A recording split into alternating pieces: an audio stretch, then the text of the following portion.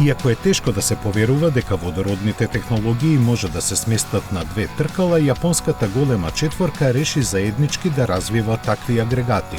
Honda, Kawasaki, Suzuki и Yamaha, поддржани уште од Toyota, се договорија да започнат со заеднички проект кој на едно место ќе собере стручњаци од различни области што би работеле на иновативни решенија за користење на водородните агрегати во моторциклите.